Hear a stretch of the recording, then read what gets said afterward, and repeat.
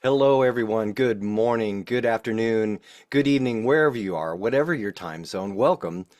This is AI Talk, and I'm your host, Kevin Crane. Welcome to the show.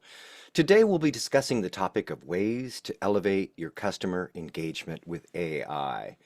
This is an important topic because artificial intelligence is rapidly becoming a cornerstone of customer engagement strategies, really offering unprecedented opportunities to enhance interactions and customer loyalty. There are a number of reasons why AI is foundational for future customer engagement. First, AI's ability to process and analyze vast amounts of data allows us to understand customer behaviors and preferences much more deeply. This insight helps tailor experiences, making interactions more meaningful and relevant. As customer expectations evolve, AI-driven systems will be crucial for anticipating customer needs and delivering exceptional service. Second, conversational AI, like chatbots and virtual assistants, help businesses engage with more customers at scale.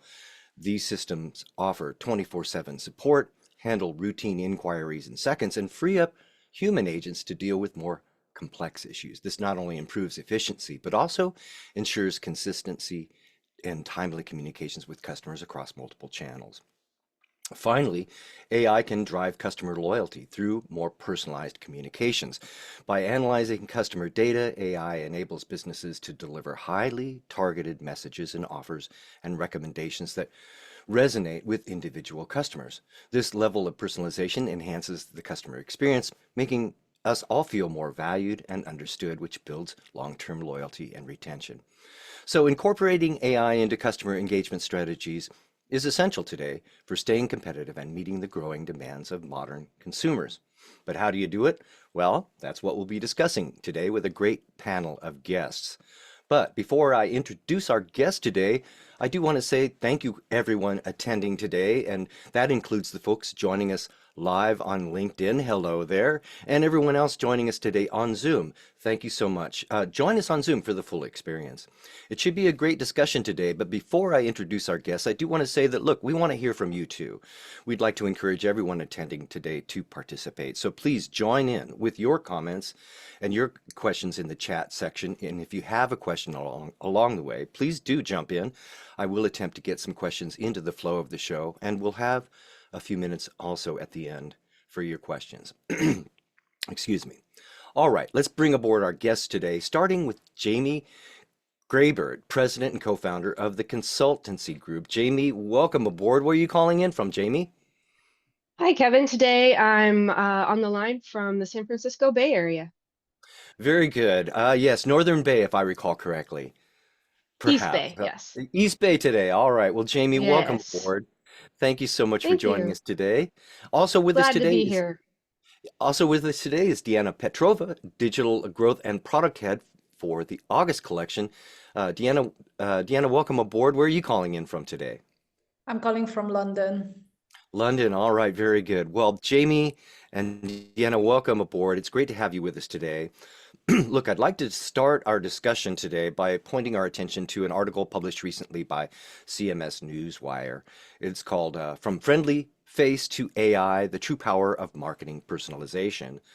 The article discusses how marketing personalization is evolving and has evolved from traditional, familiar business interactions to advanced AI-driven efforts. And there are three top points of the article, starting with AI-powered personalization. Now, I talked about this in my introduction. AI is enabling us to provide one-to-one personalization in ways that we never could before, enhancing customer engagement without requiring massive resources. The article also emphasizes that true personalization revolves around really understanding customer needs and fostering trust, really a customer-centric approach. And also stresses the importance of collaboration between marketing and IT and the fact that marketing teams and IT teams now must work together, perhaps like never before, to be effective. The authors warn us that AI is revolutionizing marketing and personalization, and it's not just a competitive advantage, but essential for brand relevance today. Jamie, do you agree with the article? And did the article miss anything important that we should consider? No, I think first of all, I do agree largely with the article. It does talk about how AI has revolutionized, in particular, marketing and our ability to communicate much more efficiently and effectively with our clients and even potential clients. And those are key things. If you ask any marketer, they'll tell you that while I was hired to do A, I do A through Z, or A, B, and C through Z. And that's always kind of been the running joke as marketers or any kind of communicator really is that we are always have to find ways to be more efficient with what we're doing, but also continue to achieve the results that are expected and needed for businesses to be successful. We're constantly being asked questions about attribution and ROI and AI through some through predictive modeling, some through just the ability to track more effectively, and then some through our ability to, anything digital has a trail. And so being able to follow those trails, having, quality data to begin with, or having the inputs will also impact the outputs. So having, access, again, going to the IT. So everything is moving together. And I think most of the companies that we work with, those that have implemented already AI started in marketing. I was going to ask you about that. Now, in my experience, marketing and IT have not always been not adversarial relationship, but never, in my experience, been super tight in terms of their paradigms seem to be in their own little worlds. How do you suggest to your clients to bridge that gap between marketing and IT? Yeah, that's a great question, Kevin. So what we do is first we identify the tech stack that we already have, whether it be marketing or IT. We talk about the platforms and we talk about the need, and then there's that really bad word that everyone hates that is the forced reality, and that is budget. And so we have to all come to the table. Everybody identifies their needs, and then there's a give and a take. Well, you know what? We don't have the bandwidth for you to have all of these tools, but we can do this. And also you can't talk about marketing and IT without throwing sales in there because you have to make CRM part of the discussion. So, it's really not just marketing or communications and IT.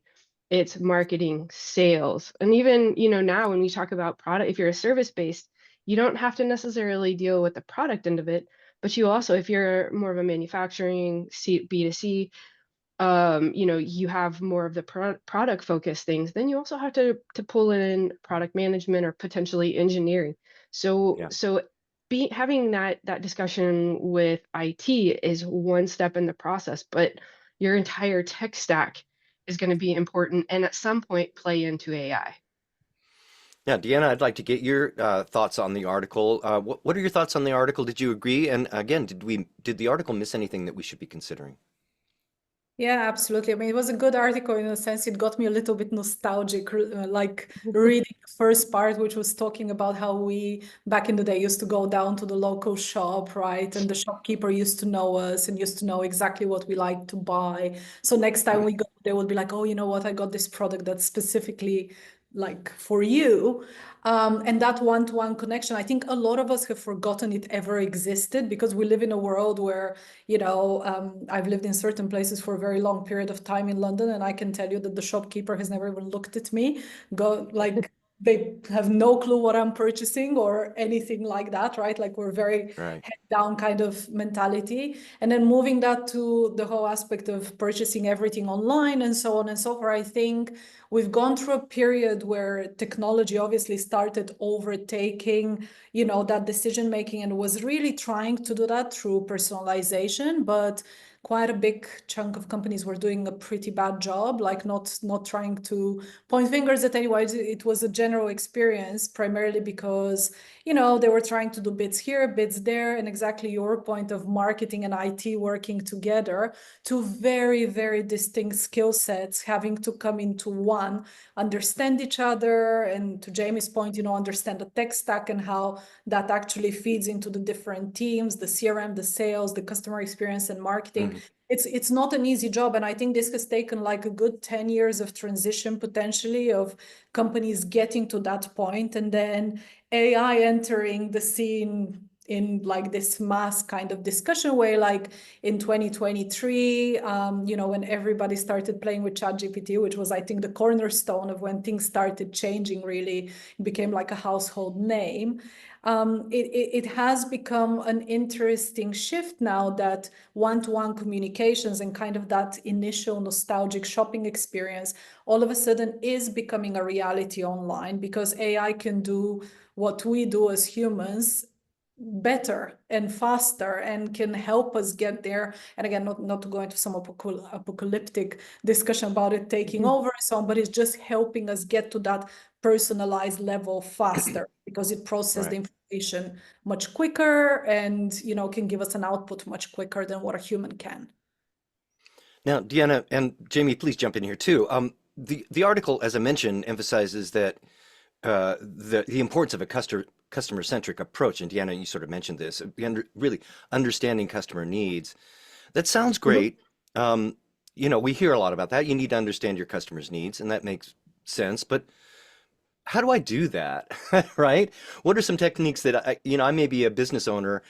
I may really want to understand my customers' needs, but I'm not certain how I go about doing that. Deanna, do you have a suggestion on how organizations can do just that? Yeah, I mean, and I think this is a really important underlying point as to how we utilize any automation or AI, right? Like even before you get to AI, any automation, you need to understand your customer, you need to understand their journey, you need to understand their pain points, and you need to understand what makes them happy, what makes them upset, their buying behaviors.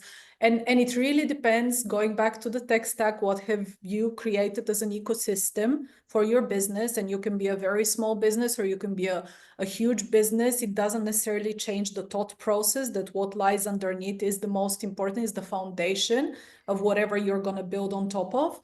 So in general, I do feel like customers do tell us a lot of the times what they need, how they need it, and so on. It's just how we as business owners or business people, or however like our roles in our organization is going to be, are recording that and creating that customer record, and then being able to create the patterns and the understanding of the questions.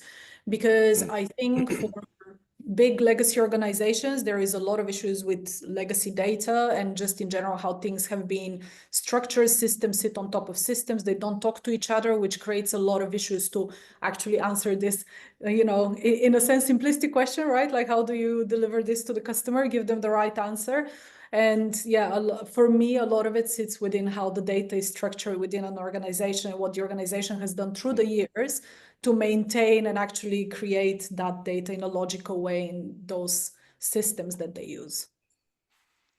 All right, I do want to move on here, but Jamie, what does a loss of a customer tell me about what my customer needs? I'm thinking, as Deanna is talking, if I'm a customer, I may not tell you what I need. I may tell you by leaving. And, so what does a customer leaving or customers leaving my business tell me about how I can understand customer needs more clearly?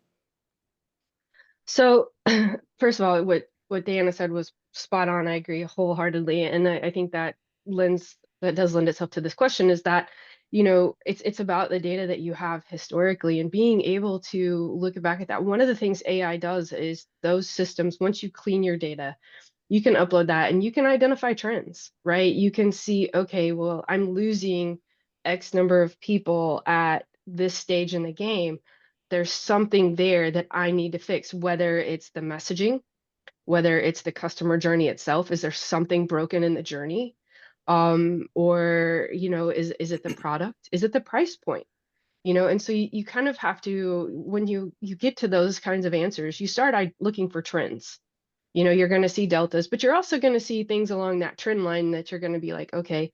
And then it's a matter of working backwards.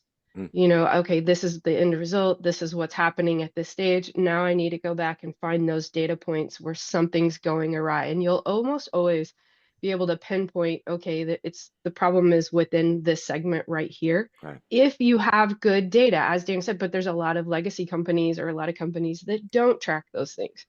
Mm.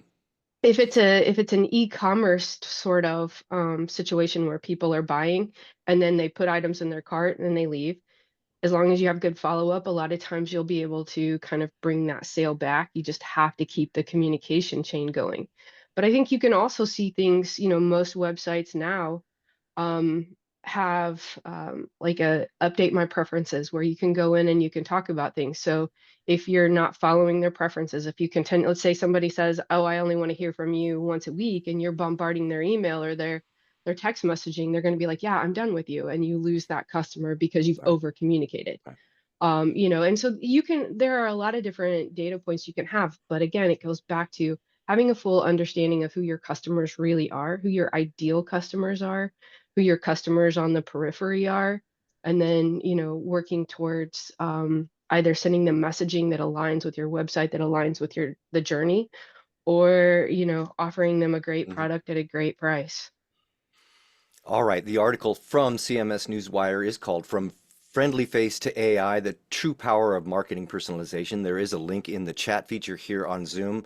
Take a look, everybody. Tell us what you think. What do you think about the article? Did it miss anything important?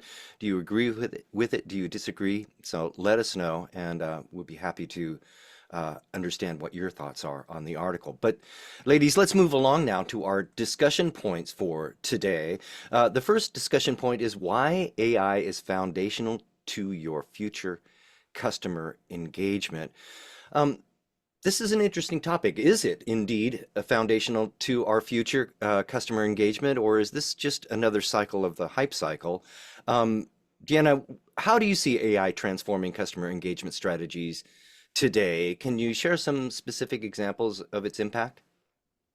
Yeah, I mean, I definitely think it's foundational. I still feel we haven't cracked it yet to the point where it's making that huge impact. Like I've read some numbers while I was researching some of the topics, and um, some of the numbers from Gartner shocked me a little bit because they're estimating that by 2025, and let me get this right, but practically 95% of customer interaction is going to be powered by AI, and 85% of customer interaction is not going to touch a human.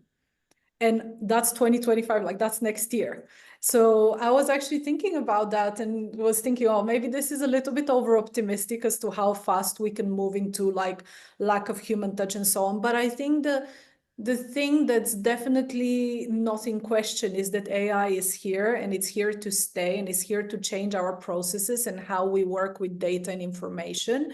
And customer service at the moment, and just customer engagement, a lot of it is that data and information, right? I mean, people want connecting with the brand, an immediate response, that immediate kind of answer, resolution, or whatever it is. And I think AI can be super powerful in making that a really seamless journey for a lot of brands if it's done correctly.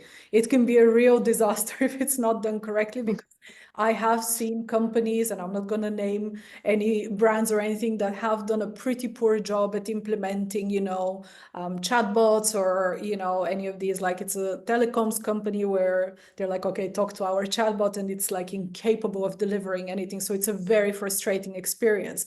Yet there are brands with which like you can communicate end to end, and truly you don't actually need to get to a human. So I think the fact that some brands have already cracked parts of it is definitely a beacon as to where we are going. I don't know if 2025 is the year where we're going to reach these numbers, but I do feel that in the next 2-3 years, we probably will.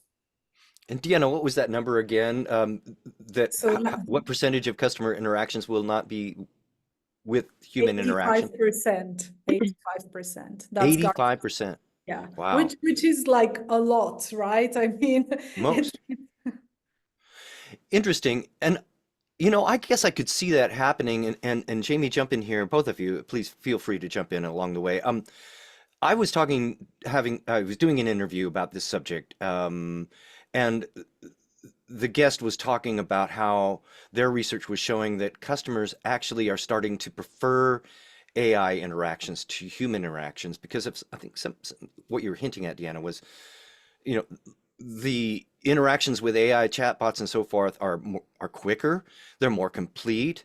They're easier to get. I can get in and get out and get the answer to my question with a lot less hassle than I would with a human agent. And where an old Luddite like me would probably say, "Well, I don't want to talk to a bot. I want to talk to a real human." So do you, ladies, do you feel that we're seeing a tide change in the sentiment of customers, and indeed that may be the way that we get to this 85%, that people are starting to become more accustomed to AI and interactions with bots and even grow to prefer them? Yeah, I think so. I think it was Accenture that did a study recently that said 91%, like 90% of customers want personalized offers, right?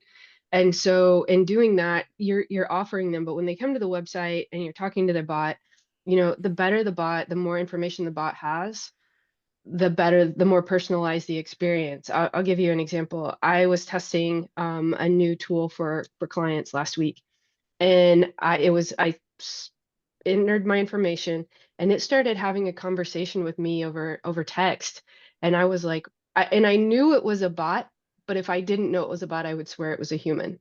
And Right. it made me more engaged to the point that I set up a call with them yesterday and am now going to implement them potentially for one of my clients. So I think that's the key, is having an understanding of who the customers are, making that experience feel personalized, making it feel like even though this is the same response, you're probably giving 1,000 other people at the same time. It's not supposed to feel like that for the customer.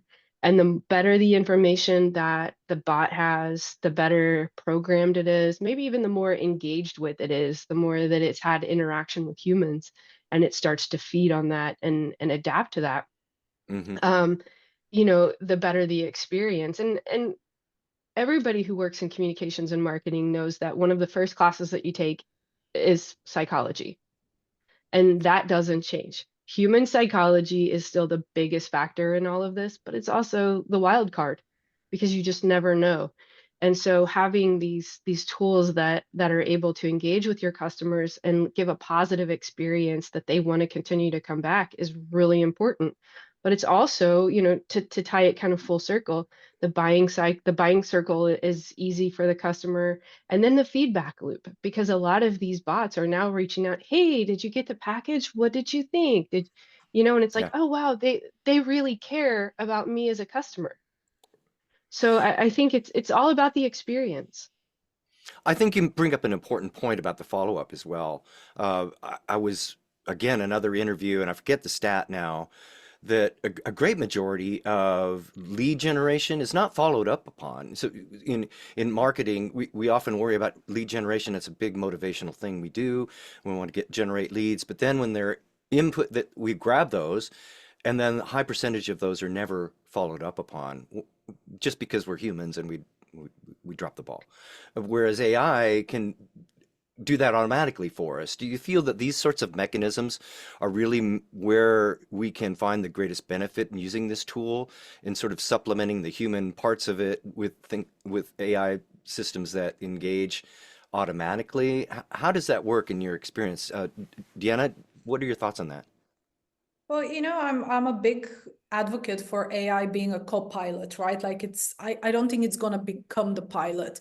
And this is the nuance exactly to your question, right? Like it's not about replacing all humans with an AI. It's just an AI working with them side by side. And lead gen is a really, really great example. And I'm working on a project actually that relates to that at the moment, because ultimately, a business can generate a lot of leads, and then they can get into a system, and then they get into the flows. But as you said, there is a human sitting there.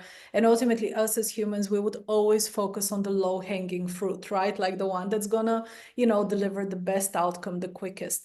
But ultimately, then you have a pipeline sitting in a system that is then getting older. It doesn't get touched. Like somebody got one touch point communication on like, hello, welcome, or confirmation of something, and then it goes into complete silence because the human has not necessarily followed up with the 2000 leads sitting in the back end, right? Which is completely natural. And I genuinely think that this is where AI can be hugely impactful, and especially working with softwares with like HubSpot or Salesforce that are heavily investing into these kind of AI copilot schemes for exactly lead gen, or how you move your leads through the funnel, or how do you follow up on customer reviews that are positive, negative, like all the sentiment analysis that can be done for you. So this removes that human factor, because when you're working with thousands or tens of thousands of, leads coming in, or bookings, or customers orders, whatever it's going to be,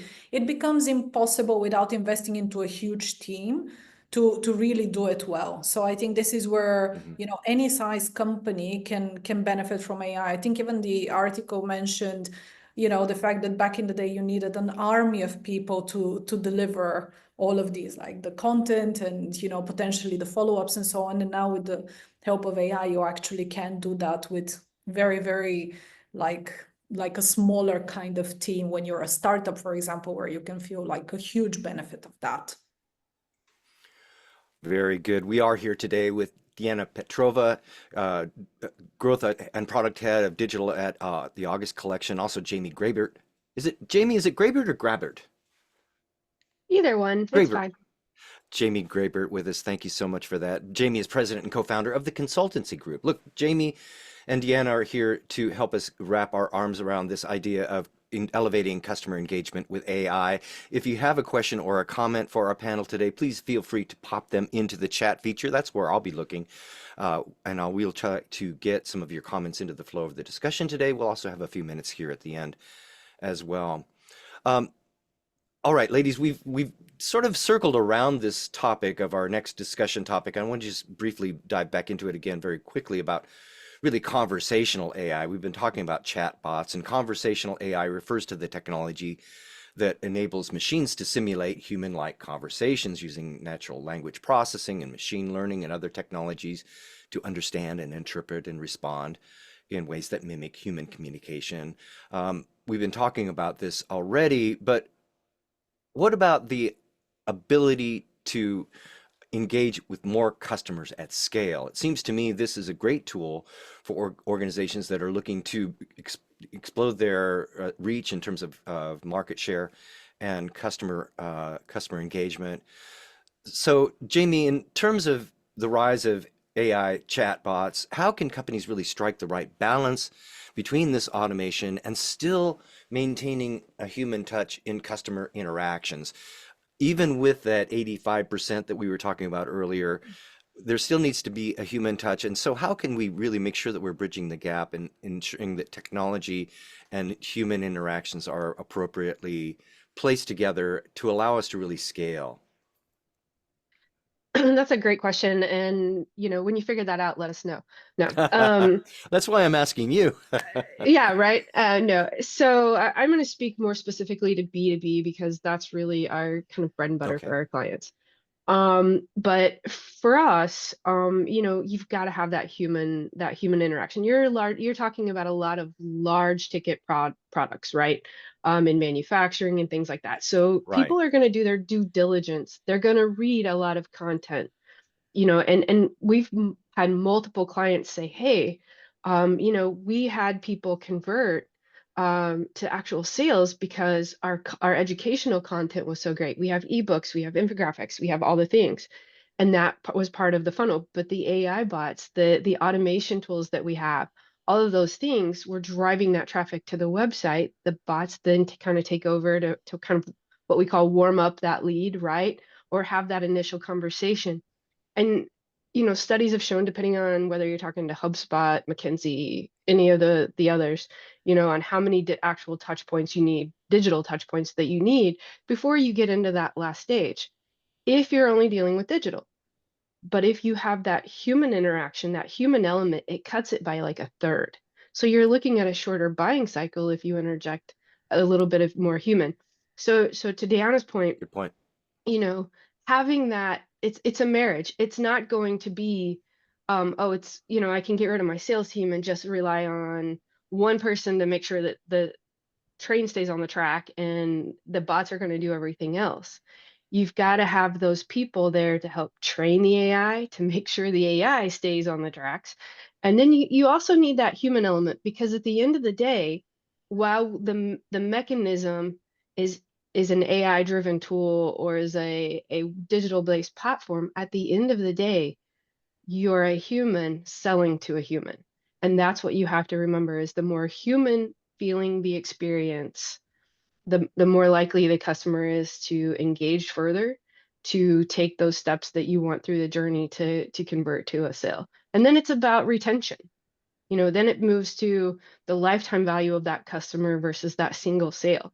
And ultimately, that's what you want. You want that customer, that brand loyalty to continue to come back. And that's the other piece that allows you to scale, is not only do you have, this steady incline of clients that you're bringing in to sell, but you maintain. So like we were talking before the call, backstage, we were talking about how, the changes in the economics of the world really right now are making everybody a little leery. So there's that steady. But when you have that steady flow of customers that you can count on, so to speak, because you've built those relationships, now you're bringing AI helps you to scale. It helps you to bring on more clients that you can serve, and you can serve them more efficiently and ultimately for less money.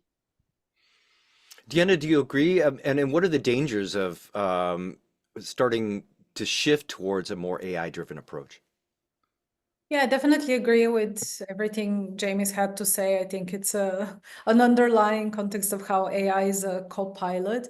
I think in terms of the dangers, it's very much around, I feel, consent, and a little bit around the people that truly, as we were just touching upon, agree and prefer talking to bots, and then people who want to be told, like, I think at some point we did discuss, there was this kind of Tesla experiment where they had an end-to-end conversation with robotic human, practically a robot like sounding human.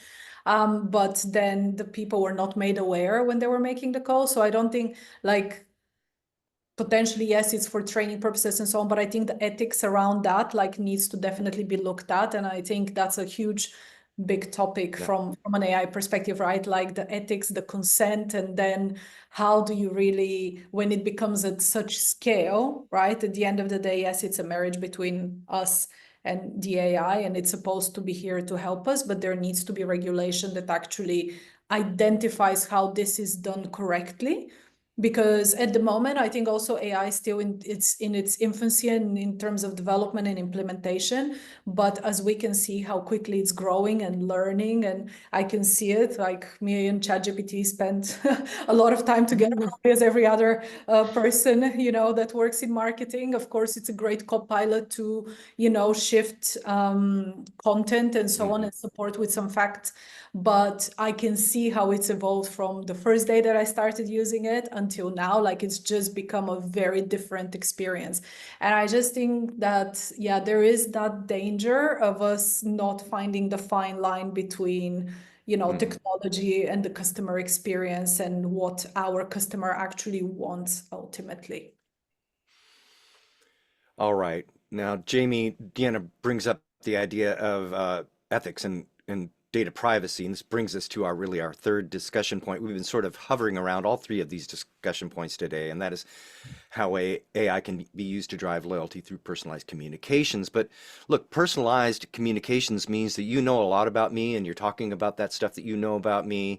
So, Jamie, what are the ethical considerations that we should consider and keep in mind when using AI for customer engagement, especially when it comes to data privacy and transparency? Yeah. So Kevin, you and I've had numbers of conversations, and that's a big thing for me. Um, and that is, I do think it's important. And I think having a double opt-in is what we deal with a lot, especially for our friends and colleagues in Europe, or because of GDPR. Here in California, we also have very strict laws regarding personal information and things. So I think that's where it starts, is understanding as users, as people who implement the use of AI, as companies who do so also. We really need to have an understanding of, first of all, what do those laws mean? what are the implications, but more importantly, and back to Deanna's point too, is the ethics of it. You know, at the end of the day, we want to be good humans. We want to be good stewards of people's data, and respect their privacy if they choose to have it. And that's why, you know, I mentioned earlier, if someone wants to only be communicated with on a certain timeline, that you adhere to that. If they want to give you information and nothing further, don't push that. Be mindful of the fields that you put on your website, and also have very clear privacy policies, cookie notices. Let people know, hey, I'm collecting your information, but this is what I'm going to use it for. And then it's your responsibility to have, as a company, to have solid security around that data, to make sure that you are doing everything in your power to protect that data, that customer's data, regardless, even if it's just a name and and an email address. That's still important, because for a lot of people, that's still an access point to a lot of accounts. Hmm. So you want to make sure that you are very strictly adhering to that. You want to have a well-documented policy, and you want to, just like I said, be a good human. Think about it in your own terms. If you're not someone who's like, oh, I wasn't thinking about my customer, I was thinking about getting that data because I have to convert this lead. I have to bring so many leads to the table. That's where we get caught in a loop, and that's Hmm. sometimes when slips happen. So, you know, you just have to set the boundaries for it initially. Make sure that you are, you know, protecting that data, stay up on your security protocols, use reputable tools that you know that you've tested, and implement them mindfully and carefully. Now, Deanna, we're starting to run out of time, but one last question for you. Data privacy and transparency are important or on the minds of customers. And so it's important that my organization be portrayed or be perceived as having a concern about this data privacy and transparency. What's one tactic that you can suggest for organizations that really want to make sure that everybody knows we care about data privacy, we care about you? Is there some strategy that you might suggest for that? Well, I think this is an evolving topic, to be honest, because I think we're entering a new age of what data means and what we're gathering and so on. And I think we kind of went a little bit, you know, when GDPR came into place and everybody started doing a lot of implementations and a lot of long privacy policies and so on and so forth. I think we went a little bit in the direction that let's just throw everything in the kitchen sink in there just to make sure that we're covered, and not a lot, to Jamie's point about the customer journey and them understanding kind of what the organization is doing for them. Because let's just be honest, aside from professional curiosity, I've never sat to read a privacy policy on a website and just be like, this is what they Right. do with my data, right? And I don't think people do this because it's just become impossible. You know, when the app store says, like your iPhone is updating, you just click accept and you move on in your life. No one, So right. I think for me, and this is a bit of a roundabout answer to your question, but I think we are in a time of change as to how we're communicating to customers what like we are doing as a company to protect their data, to use it, you know, consciously and so on and so forth. Because we're still into these long privacy policies, nobody's reading. A lot of people don't understand afterwards what's happening. And, you know, for example, why are they being marketed to? They didn't see that they ticked something. So I think some of these aspects are going to change in the future as well, as to how you signpost, you know, this is what your data is, in a much more simplistic way than somebody having to read like 100-page privacy policy, figuring out where to find something. So yeah, I think it's more of a work in progress at the moment, how this is going to look in the All future. right. All right, Jamie and Deanna, we have reached the action item round of our program today. I'm wondering if each of you can provide us with one quick action item that our viewers can use to take advantage of your ideas and advice. Jamie, do you have an action item for us? Yeah, my action item is really simple today, Kevin, is go find tools that serve the purpose you need them to serve. That's where you start, because they can be very inexpensive or very expensive. So find the tool that helps you reach your goals and has the features that you need. That's first and foremost, and then test them and continue to learn about them, because your tools will only be as good as you train them to be. That is Jamie Grabert, president and co-founder of the Consultancy Group. Thank you, Jamie, for being with us. Deanna, do you have an action item for us today? Yeah, absolutely. I think for me, it's always to continue staying curious about AI and just continue to see where it can support you in the organization. But to Jamie's point, I always think it needs to be like with the right tools that answer a specific question. So don't go too wide, just figure out the problem that you have and just utilize AI to maybe support you solve it quicker. That is Deanna Petrova, Digital Growth and Product Head for the August collection. Jamie and Deanna, thank you so much for being with us today. What a great panel today. Your perspectives and advice were spot on, so thank you so much. I hope that we get a chance to talk again soon. And to everyone joining us today, thank you too. It's been great having you with us. Join us again on October 22nd with another great panel of guests where we'll be discussing the topic of mastering your Gen AI destiny. That should be another great discussion, so please be with us on October 22nd. And if in the meantime, if you'd like to find me, you can do so on LinkedIn. I'm happy to connect there, so check me out. I'm Kevin Crane. And you can also check out my weekly audio podcast, the Digital Transformation Podcast. But for now, that'll do it for this episode of Digital Transformation Talk. And until next time, I'm Kevin Crane. Thanks for watching.